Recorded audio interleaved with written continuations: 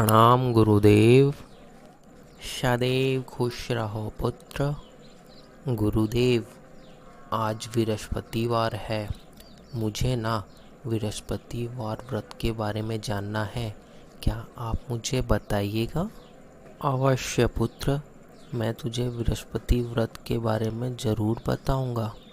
पुत्र, मैं तुम्हें जब बृहस्पतिवार के कथा के बारे में जब बताऊंगा तो तुम उसे ध्यान से सुनना और उस समय अपना मन को शांत रखना और उस समय मुझे कुछ प्रश्न मत पूछना, ठीक है पुत्र? जो आज्ञा गुरुदेव। मैं बहुत ध्यान से वो कथा सुनूंगा। तो पुत्र ध्यान से सुनो, कथा आरंभ करते हैं। प्राचीन समय की बात है। भारत में एक राजा राज्य करता था।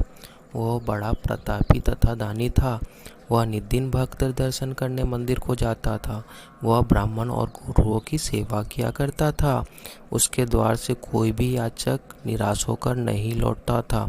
वह प्रत्येक गुरुवार को व्रत रखता एवं पूजन करता था। हर दिन गरीबों की सहायता करता था। परंतु यह सब बातें उसकी रानी को बिल्कुल भी अच्छी नहीं लगती थी। वह न व्रत करती और न किसी को एक पैसा दान में देती थी। वह राजा से भी ऐसा करने के लिए मना करती थी। एक समय की बात है, राजा शिकार खेलने वन को चले गए। घर पर रानी और दासी अकेली थी। उसी समय गुरु बृहस्पति साधु का रूप धारण कर राजे के दरवाजे पर भिक्षा मांगने आए। साधु ने रानी से भिक्षा मांगी तो वह कहने लगी, हे साधु महाराज, मैं इस दान पुण्य से तंग आ गई हूँ। इस कार्य के लिए मेरे पति देव ही बहुत हैं। अब आप ऐसी कृपया करें जिससे सारा धन नष्ट हो जाए तथा मैं आराम से रह सकूं। साधु रूपी बृहस्पति देव ने कहा, हे देवी, तुम बहुत विचित्र हो। संतान और धन से कोई भी दुखी नहीं होता है, इसे सभी चाहते हैं। पापी भी पुत्र और धन की इच्छा करता है। अगर तुम्हारे पास धन अधिक है तो भूखे मनुष्य को भोजन करवाओ, प्यार लगवाओ, ब्राह्मणों को दान दो, धर्मशालाएं बनवाओ, बाग बागरी बगीचे का निर्माण करवाओ तथा निर्धन के कुमारी कन्याओं का विवाह करवाओ, साथ ही यज्ञ आदि करो। इस प्रकार के कर्मों से आपके कुल का और आपके नाम का परलोक में सार्थक होंगे तथा स्वर्ग की प्राप्ति होगी। परंतु रानी को साधु की इन सब बातों से खुशी नहीं हुई। उसने कहा, हे साधु महाराज, मुझे ऐसे धन की आवश्यकता नहीं है जिसे मैं अन्य लोगों को दान में दूं तथा जिसे रखने में मेरा पूरा समय नष्ट हो जाए। साधु ने कहा, हे देवी, यदि तुम्हारी ऐसी इच्छा है तो मैं तुम्हें जैसा बताता हूँ तुम वैसे ही करना। बृहस्पतिवार के दिन घर को गोबर से लीपना, अपने केसों को पीली मिट्टी से धोना, केसों को धोते समय स्नान करना, राजा से कहना हजामत बनाए, भोजन में मांस मदिरा खाना, कपड़े धोबी के यहाँ धुलने देना। इस प्रकार 7 बृहस्पतिवार करने से तुम्हारा समस्त धन नष्ट हो जाएगा। यह कहकर साधु महाराज रूपी बृहस्पति देव अंतर ध्यान हो गए। रानी ने साधु के कहे अनुसार 7 बृहस्पतिवार तक वैसे ही करने का विचार किया। साधु के बताए अनुसार कार्य करते हुए केवल 3 बृहस्पतिवार ही बीते थे कि उनकी समस्त धन संपत्ति नष्ट हो गए। भोजन के लिए दोनों समय परिवार तरसने लगा तथा सांसारिक भोगों से दुखी रहने लगे। तब वह राजा रानी से कहने लगा, हे रानी, यहाँ मुझे सब कोई जानते हैं, इसलिए मैं दूसरे देश को जा रहा हूँ। वहीं कुछ काम धंधा करूँगा, शायद हमारे भाग्य बदल जाए। ऐसा कहकर राजा प्रदेश को चला गया। वहाँ वह जंगल से लकड़ियाँ काट कर लाता और शहर में बेचता। इस तरह जीवन यापन करने लगा। इधर राजा के बिना रानी और दासी दुखी रहने लगी। किसी दिन भोजन मिलता और किसी दिन जल पीकर ही रहना पड़ता था। एक समय तो रानी और दासी को 7 दिन तक बिना भोजन के केवल जल पीकर ही रहना पड़ा। तो रानी ने अपनी दासी से कहा, हे दासी, यहाँ पास के नगर में मेरी बहन रहती है। वह बड़ी धनवान है। तू उसके पास जा और 5 सेर बेजर मांग के ले आ, जिससे कुछ समय के लिए गुजारा हो जाएगा। दासी रानी की बहन के पास गई। रानी की बहन उस समय पूजा कर रही थी। बृहस्पतिवार का दिन था। दासी ने रानी की बहन से कहा, हे रानी, मुझे आपकी बहन ने भेजा है, मुझे 5 सेर बेजर दे दो। दासी ने यह बात अनेक बार कही। रानी की बहन ने कोई उत्तर नहीं दिया क्योंकि उस समय वह बृहस्पति देव की कथा सुन रही थी। जब दासी को रानी की बहन से कोई उत्तर नहीं मिला तो वो बहुत दुखी हुई।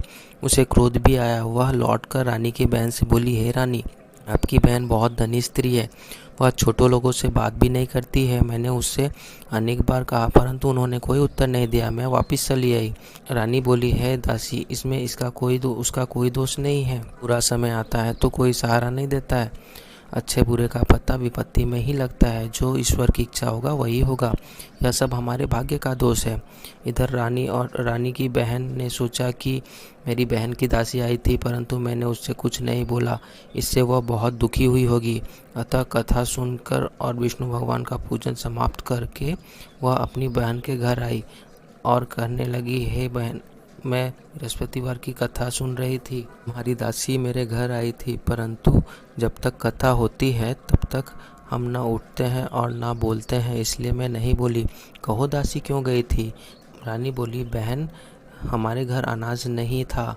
मैं वैसे तुमसे कोई बात छुपी हुई नहीं है, इस कारण मैंने दासी को तुम्हारे यहाँ 5 सेर बेजर लाने के लिए भेजा था। रानी की बहन बोली, बहन देखो, बृहस्पति देव सबकी मनोकामना पूर्ण करते हैं। देखो शायद तुम्हारे घर में अनाज रखा हो। यह सुनकर दासी घर के अंदर गई। उसे एक गरा बेजर का बड़ा मिला। उसे बहुत हैरानी हुई क्योंकि उसने एक एक बर्तन देख लिया था।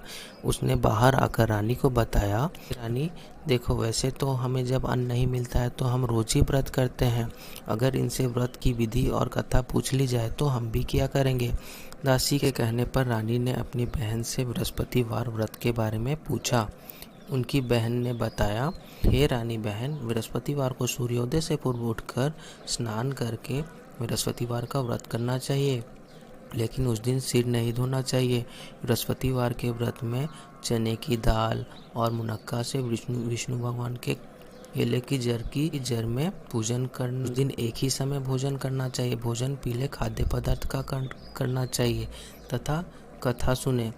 इस प्रकार करने से गुरु भगवान प्रसन्न होते हैं, अन्न पुत्र धन देते हैं, मनोकामना पूर्ण करते हैं। व्रत और पूजा की विधि बताकर रानी बहन अपने घर को लौट गई। रानी और दासी दोनों ने निश्चय किया कि बृहस्पति देव भगवान का पूजन जरूर करेंगे। 7 दिन बाद जब बृहस्पतिवार आया तो उन्होंने व्रत रखा। गुड़शाला में जाकर चना और गुड़ बीन लाई तथा उसकी दाल से केले की जड़ में विष्णु भगवान का पूजन किया। अब भोजन पीला कहाँ से आवे। दोनों बड़ी दुखी हुई परंतु उन्होंने व्रत किया था, इस कारण बृहस्पति भगवान प्रसन्न थे। एक साधारण व्यक्ति के रूप में वे 2 थालों में सुंदर पीला भोजन लेकर आए तथा दासी को देकर बोले, हे दासी, यह भोजन तुम्हारे और रानी के लिए है, तुम दोनों ही करना। दासी भोजन पाकर बड़ी प्रसन्न हुई और रानी से बोली, रानी जी, भोजन कर लो। रानी को भोजन के आने के बारे में कुछ भी पता नहीं था, इसलिए वह दासी से बोली, जा तू ही भोजन कर, क्योंकि तू हमारी व्यर्थ में हंसी उड़ाती है। दासी बोली, एक व्यक्ति भोजन दे गया है। रानी बोली, हाँ, वह तुम्हारे लिए ही दे गया है, तू ही भोजन कर ले। दासी ने कहा, वह व्यक्ति हम दोनों के लिए भोजन दे गया है, इसलिए हम दोनों ही साथ साथ करेंगी। दोनों ने गुरु भगवान को नमस्कार करके भोजन प्रारंभ किया। उसके बाद से वे लोग प्रत्येक बृहस्पतिवार को गुरु भगवान का व्रत और पूजन करने लगी। बृहस्पति भगवान की कृपा से उनके पास बहुत सा धन हो गया, परंतु रानी फिर पहले की तरह आलस्य करने लगी। तब दासी बोली, देखो रानी, तुम्हें पहले भी इस प्रकार आलस करती थी, जिससे तुम्हें धन को रखने में कष्ट होता था, इस कारण सभी धन नष्ट हो गया। अब गुरु भगवान की कृपा से धन मिला है तो तुम्हें फिर आलस्य होता है। बड़ी मुसीबतों के बाद हमने यह धन पाया है, इसलिए हमें दान पुण्य करना चाहिए। तुम भूखे मनुष्य को भोजन करवाओ, प्याव लगवाओ, ब्राह्मणों को दान दो, कुआं, तालाब, बागड़ी आदि का निर्माण करवाओ, मंदिर पाठशाला बनवाकर दान दो, कुमारी कन्याओं का विवाह करवाओ, धन को शुभ कार्यों में खर्च करो, जिससे तुम्हारी कुल का यश बढ़े तथा स्वर्ग प्राप्त हो और पितृ प्रसन्न हो। दासी की बात मानकर रानी ने इस प्रकार का कर्म करना प्रारंभ कर दिया, जिससे उनका काफ़ी यश फैलने लगा। एक दिन रानी और दासी आपस में विचार करने लगी कि न जाने राजा किस अवस्था में होंगे, उनकी कोई खोज खबर नहीं है। गुरु भगवान से उन्होंने प्रार्थना की और भगवान ने रात्रि में राजा को स्वप्न में कहा, हे राजा, उठ, तेरी रानी तुझको याद कर रही है, अब अपने देश को लौट जा। राजा प्रातःकाल उठा और जंगल से लकड़ियाँ काटकर लाने जंगल की ओर चल पड़ा। जंगल से गुजरते हुए वह सोचने लगा, रानी की गलती की वजह से उसे कितने दुख भोगने पड़ रहे हैं। राजपाट छोड़कर जंगल में आकर रहना पड़ रहा है। जंगल से लकड़ियाँ काटकर उन्हें बेचकर गुजारा करना पड़ रहा है। उसी समय उस जंगल में बृहस्पति देव एक साधु का रूप धारण करके आए और राजा के पास आकर बोले, हे लकड़हारे, तुम इस सुनसान जंगल में किस चिंता में बैठे हुए हो, मुझे बताओ। यह सुनकर राजा के नेत्रों में जल भर आया और साधु की वंदना कर कर बोले, हे प्रभु, आप सब कुछ जानने वाले हैं। इतना कहकर राजा ने साधु को अपनी संपूर्ण कहानी सुना दी। महात्मा दयालु होते हैं।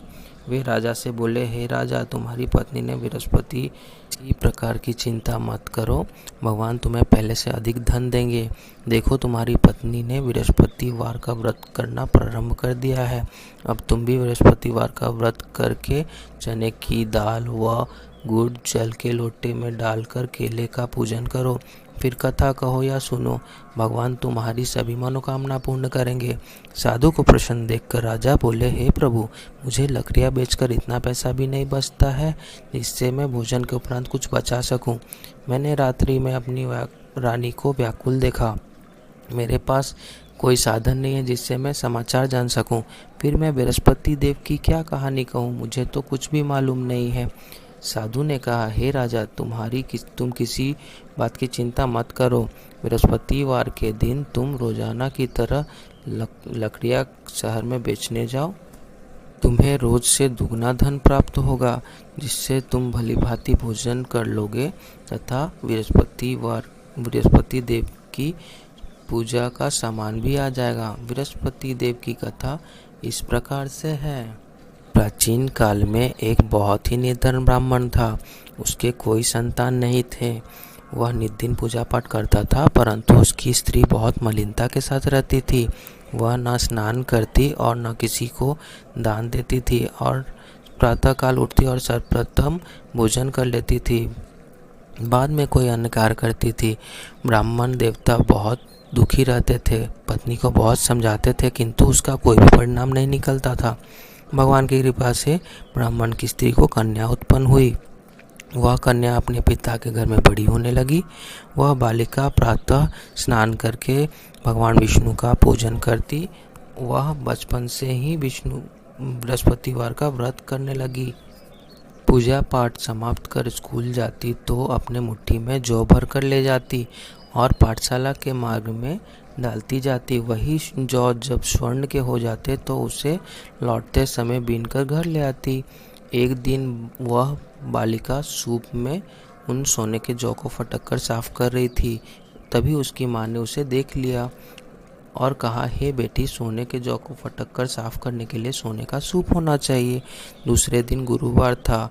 इस कन्या ने व्रत रखा था और बृहस्पति देव से प्रार्थना की कि हे प्रभु, यदि मैंने सच्चे मन से आपकी पूजा की हो तो मुझे सोने का सूप दे दो। बृहस्पति देव ने उसकी प्रार्थना स्वीकार कर ली।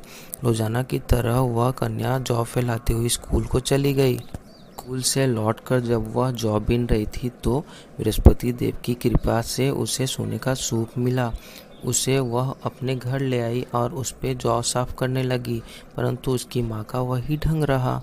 एक दिन की बात है, वह कन्या सोने के सूप में जौ साफ कर रही थी। उस समय उस नगर का राजकुमार वहां से होकर निकला। इस कन्या के रूप में सोने का सूप में जौ साफ करते हुए देखकर वह उस कन्या पर मोहित हो गया। राजमहल आकर वह भोजन तथा जल त्याग कर उदास होकर लेट गया।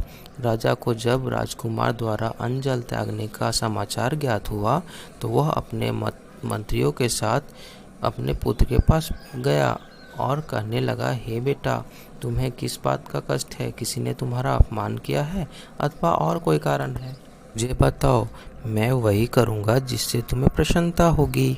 राजकुमार ने कहा, पिताजी, मुझे आपकी कृपा से किसी बात का कष्ट नहीं है और किसी ने मेरा अपमान भी नहीं किया है, परंतु मैं उस लड़की के साथ विवाह करना चाहता हूँ जो सोने के सूप में जौ साफ कर रही थी।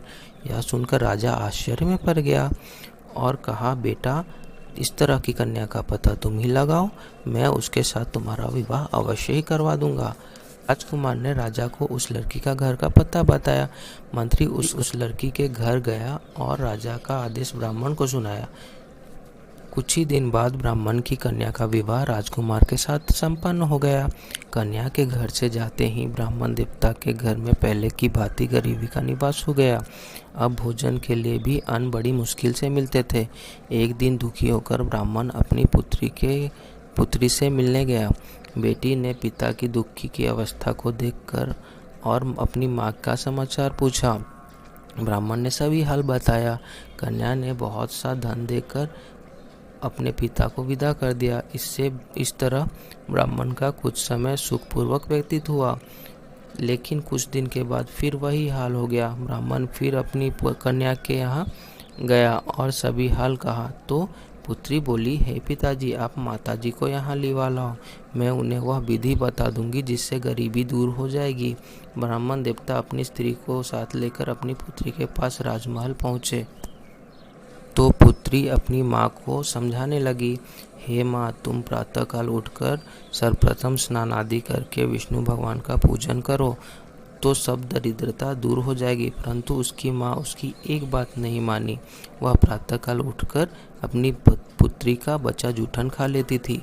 एक दिन उसकी पुत्री को बहुत गुस्सा आया। उसने एक रात एक कोठरी से सारा सामान निकाल दिया और अपनी माँ को उसमें बंद कर दिया। प्रातःकाल उसमें से उसे निकाला तथा स्नान आदि करा के पूजा पाठ कराया तो उसकी माँ की बुद्धि ठीक हो गई। इसके बाद से वह नियम से पूजा पाठ करती और प्रत्येक गुरुवार को बृहस्पतिवार का व्रत रखने लगी।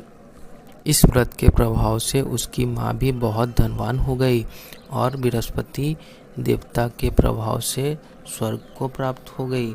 वह ब्राह्मण भी सुखपूर्वक इस लोक का सुख भोगकर स्वर्ग को प्राप्त हुआ। इस तरह कहानी कहकर साधु देवता वहाँ से लोप हो गए। धीरे धीरे समय व्यतीत होने पर फिर बृहस्पतिवार का दिन आया। राजा जंगल से लकड़ियाँ काटकर किसी शहर में बेचने गया। उसे उस दिन और दिनों से अधिक धन मिला। राजा ने चना गुड़ आदि लाकर विष्णु भगवान का व्रत किया। उस दिन से उसके सभी कलेश दूर हो गए। परंतु जब अगला गुरुवार का दिन आया तो वह बृहस्पतिवार का व्रत करना भूल गया। इस कारण बृहस्पति भगवान नाराज हो गए। उस दिन उस नगर के राजा ने विशाल यज्ञ का आयोजन किया था। अपने समस्त राज्य में घोषणा करवा दी थी कि कोई मनुष्य अपने घर में भोजन न बनाए तथा आग भी न जलाए। समस्त लोग मेरे यहाँ भोजन करने आवे। यदि इस आज्ञा को कोई नहीं मानेगा तो उसे फांसी की सजा दी जाएगी। राजा के आज्ञा अनुसार राज्य के सभी लोग भोजन में सम्मिलित हुए, लेकिन लकड़हारा कुछ देर से आया, इसलिए राजा उसको अपने साथ महल में ले गए। जब राजा लकड़हारे को भोजन करा रहे थे तो रानी की दृष्टि उस खूंटी पर पड़ी जिस पर उसका हार लटका हुआ था।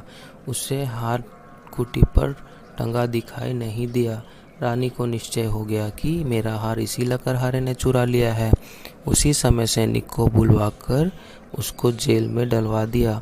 जब लकड़हारा जेल खाने में गया तो बहुत दुखी होकर विचार करने लगा कि न जाने कौन से पूर्व जन्म के कर्म से मुझे यह दुख प्राप्त हो रहा है, और उसी साधु को याद करने लगा जो उसे जंगल में मिला था। तत्काल बृहस्पति देव साधु के रूप में प्रकट हो गए और उसकी दशा को देखकर बोले, अरे मूर्ख, तूने बृहस्पति देवता की कथा नहीं कही, इस कारण तुझे दुख प्राप्त हुआ है। अब चिंता मत कर, बृहस्पतिवार के दिन जेलखाने के दरवाजे पर 4 पैसे पड़े मिलेंगे। तुम उनसे बृहस्पति देवता की पूजा करना तो तेरे सभी कष्ट दूर हो जाएंगे। अगला बृहस्पतिवार को जेल खाने के द्वार पर 4 पैसे पड़े मिले। राजा ने पूजा का सामान मंगवाकर कथा कही और प्रसाद बांटा।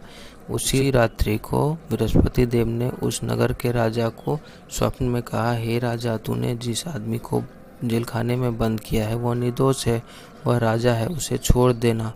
रानी का हार उसी खूंटी पर लटका हुआ है। अगर तू ऐसा नहीं करेगा तो मैं तेरे सारे राज्य को नष्ट कर दूंगा।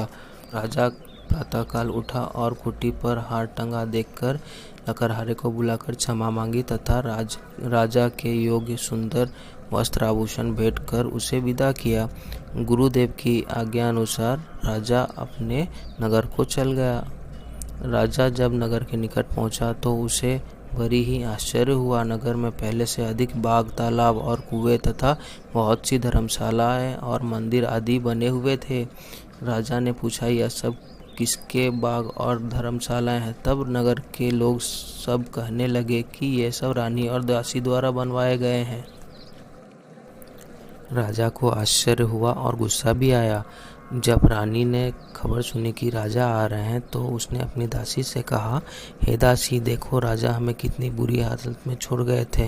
वो हमारी ऐसी हालत देखकर लौट ना जाए, इसलिए जा तू दरवाजे पर खड़ी हो जा। रानी की आज्ञा अनुसार दरवाजे पर दासी जाकर खड़ी हो गई। जब राजा आए तो उसे अपने साथ महल लाई।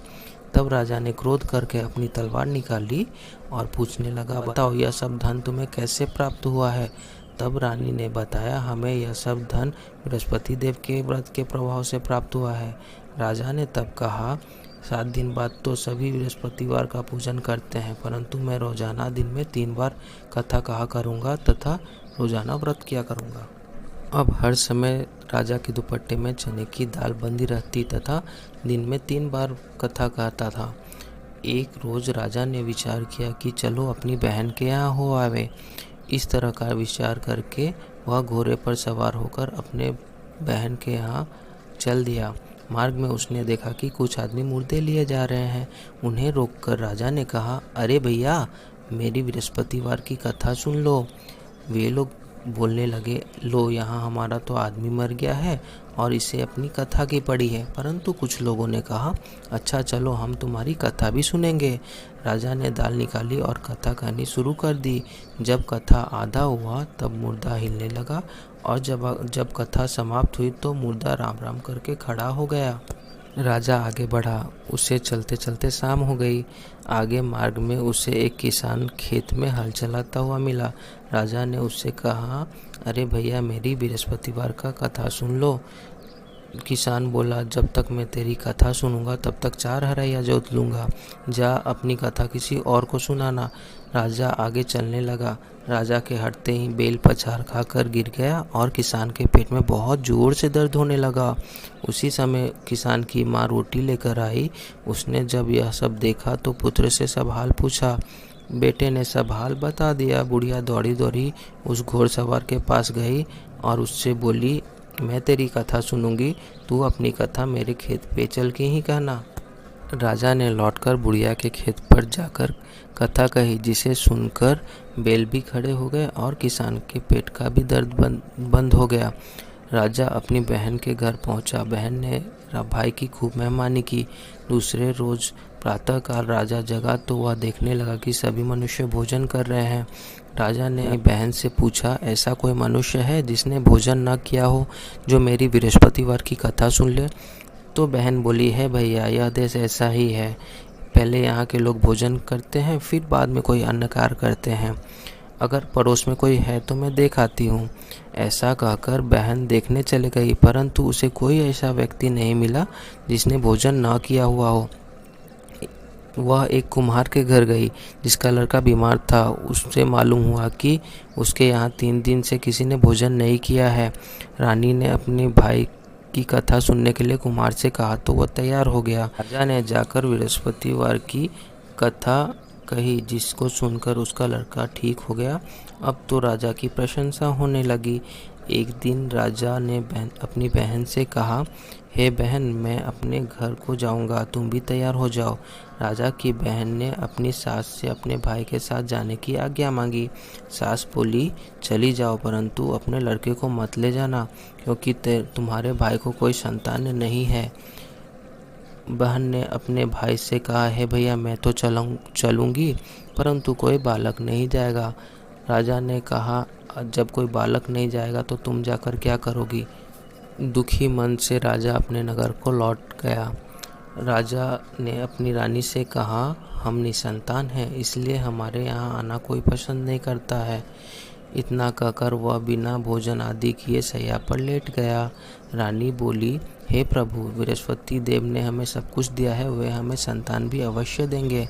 उसी रात बृहस्पति देव ने राजा को स्वप्न में कहा, हे राजा, उठ, सभी सोच त्याग दे, तेरी रानी गर्भवती है। राजा को यह सुनकर बड़ी खुशी हुई। 9वें महीने रानी के गर्भ से एक सुंदर पुत्र पैदा हुआ। जब राजा की बहन ने यह शुभ समाचार सुना तो वह बहुत खुश हुई तथा बधाई लेकर अपने भाई के पास आई। तभी रानी ने कहा, घोड़ा चढ़कर नहीं, गधा चढ़ी आई। राजा की बहन बोली, भाई, मैं इस प्रकार ना कहती तो तुम्हें औलाद कैसे मिलती। बृहस्पति देव ऐसे ही हैं, जिसके मन में जो कोई भी कामना हो रहती है सभी को पूर्ण करते हैं। जो सद्भावना पूर्वक बृहस्पतिवार का व्रत करता है एवं पढ़ता है अथवा सुनता है या दूसरे को सुनाता है, बृहस्पति देव उसकी सभी मनोकामना पूर्ण करते हैं। बृहस्पति देव उनकी सदैव रक्षा करते हैं। जो संसार में सद्भावना व सच्चे हृदय से बृहस्पति देव का पूजन करते हैं, उनकी सभी मनोकामना उसी प्रकार पूर्ण होती है जैसे रानी और राजा ने बृहस्पति देव की कथा का गुणगान किया है। उनकी सभी इच्छाएं बृहस्पति देव ने पूर्ण की। मनुष्य को हृदय से उनका मनन करते हुए जय जयकार करना चाहिए। जय बृहस्पति बाबा की जय। इस व्रत को करने की विधि जो है वो कुछ इस प्रकार से है। बृहस्पतिवार को सूर्योदय से पूर्व उठकर स्नान आदि से नित्य होकर भगवान बृहस्पति देव का स्मरण करते हुए व्रत का आरंभ करना चाहिए। उपासक को घर के किसी कक्ष में छोटा अथवा बड़ा पूजा स्थल बनाकर उसमें भगवान बृहस्पति देव की प्रतिमा की स्थापना करनी चाहिए। घर के समीप किसी मंदिर में जाकर भी भगवान बृहस्पति देव की पूजा की जा सकती है। भगवान बृहस्पति देव पीले रंग के पुष्प और पूजा की पीले रंग की सामग्री को विशेष रूप से पसंद करते हैं। इसलिए स्नान के बाद पीले रंग के वस्त्र धारण करने का विशेष महत्व बताया गया है। पीले रंग के पुष्प, केले और पीले चंदन से भगवान बृहस्पति देव की पूजा का विधि है। बृहस्पतिवार के व्रत में उपासक को पूरे दिन में एक समय ही भोजन करना चाहिए। भोजन में चने की दाल, बेसन और दूसरे पीले रंग के खाद्य पदार्थ का ही सेवन करना चाहिए। व्रत करने वाले पुरुष बृहस्पतिवार को दाढ़ी व सिर के बाल न काटे। पूजा के समय भगवान बृहस्पति देव से जो मनोकामना प्रकट की जाती है वे उस मनोकामना को पूरा करते हैं। इस व्रत में व्रत कथा पढ़ने और श्रवण करने की विशेष महत्व है। तो पुत्र, ये थी बृहस्पति देव व्रत कथा। कैसा लगा तुम्हें सुन के बताओ। मन आनंदित हो गया। गुरुजी, बहुत बहुत धन्यवाद आपका। बहुत सुंदर कथा थी और बहुत मन को शांति प्रिय लगा यह कथा। धन्यवाद गुरुदेव।